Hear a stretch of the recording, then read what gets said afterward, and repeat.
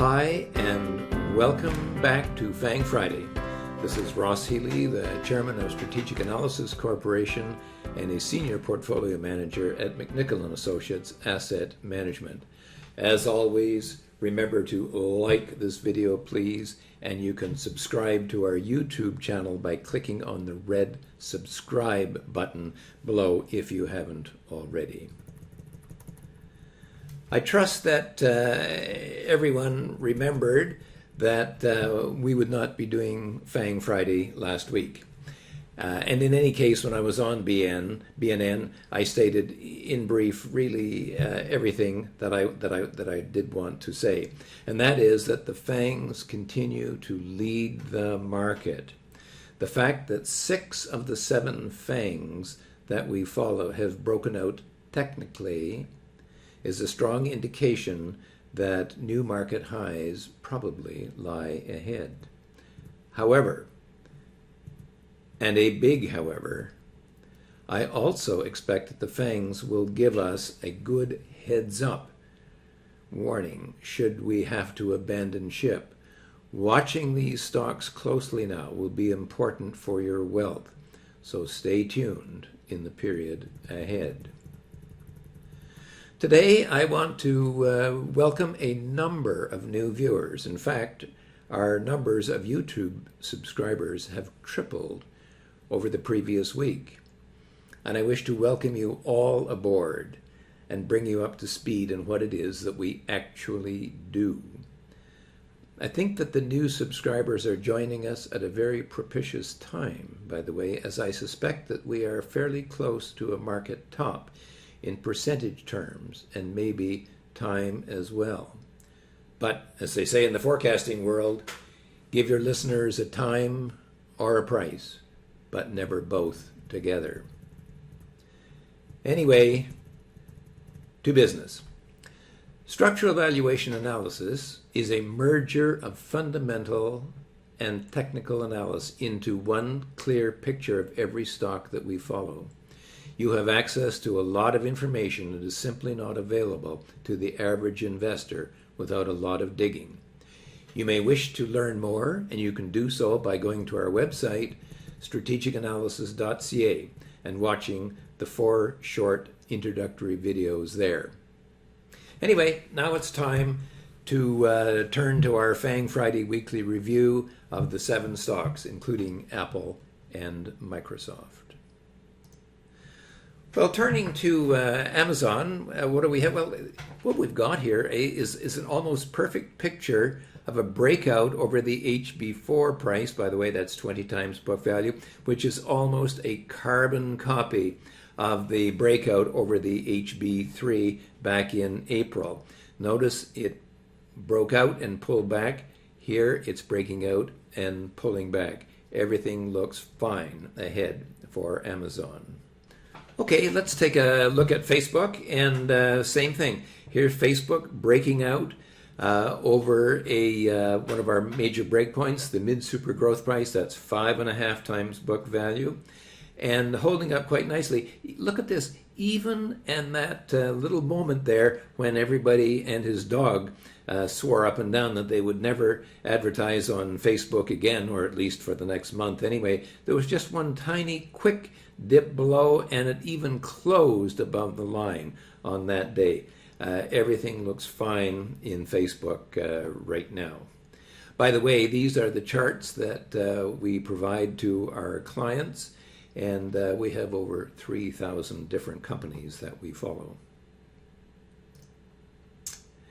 Alphabet, well, Alphabet kind of struggled at its low super growth price. That's 4.5 times book value. Hey, look at that. It struggled there for quite a while, and even sort of had a little moment of hesitation, but it too has broken out, and it looks like it wants to head higher itself. Netflix, well, remember the last few months of Netflix, the stock went up against its HB4, that's 20 times book value, and struggled and struggled and struggled to break out and just wouldn't, and then finally it did. Now, very recently it's pulled back right to the HB4, but that's a breakout pullback, and as far as I can see, it looks pretty solid to me. NVIDIA, again, it also struggled for quite a long while to break out over its HB3, which is 16 times book value. But it looks now quite safely over the line and into the next zone. So it has quite a nice upside count, as you can see. Apple, well, that's been over its HB3 for some period of time, and it looks very, very safe to me right now. Finally, however, let's turn to Microsoft. And Microsoft is the one of the FANGs, if I can include it in this illustrious group of stocks. It's the one stock which has not yet broken out. And if we take a look at the reason why, we can see that Microsoft was there a few months ago and didn't break out then, and of course they had that big fall in the COVID-19 bear market. It's back there again. It's trying to break out, and I think that it will, but we haven't seen the breakout yet. Anyway, in conclusion, all except Microsoft appear to have had confirmed breakouts, although one or two are a little bit wobbly here right now. Of course, we are always cautious about the potential for false breakouts, which is why we're watching these stocks very carefully at this time. As I observed a couple of weeks ago, the overall market does not seem to want to go down, even if it does give you a few fits from time to time, as it did today, for instance. To my way of thinking, the FANG stocks are my canaries in the coal mine. And so far, as you can see in our charts, they've been singing a bullish song. I would suggest, however, that you make sure to follow FANG Friday in the period ahead. Overall, I still think that the S&P can reach its 1999-2002 valuation peak, which is its super growth price, which is to say 3.5 times adjusted book value before it gives up the ghost. While our clients who attend our weekly hour-long webinar know what the current value of the super growth price is, the problem with determining what the actual value is the problem of having the very latest balance sheets to work with. The next 6 weeks, we'll see virtually all of the Standard & Poor's balance sheets coming into our database. So for existing clients that are watching, this is a reminder to make sure that you attend the webinars so that you get those exact numbers as they come in.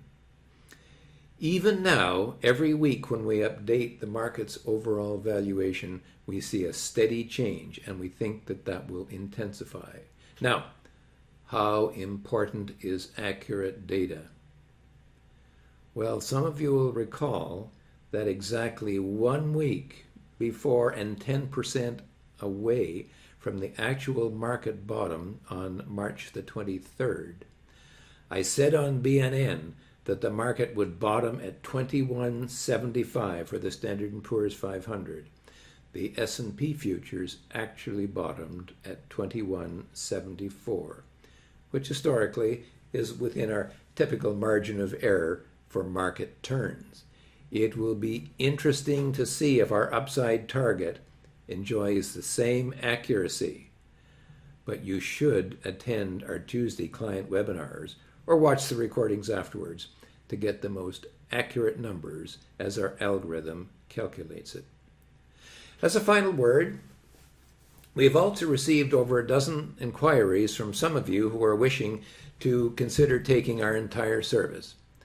What I would ask, if you are interested, is to send us an email with your phone number at info@strategicanalysis.ca, telling me a little bit about yourself. SVA is a do-it-yourself investment service, and as much as we want to help as many people as possible, We find that as an investing tool, it works best with independent investors looking for an edge.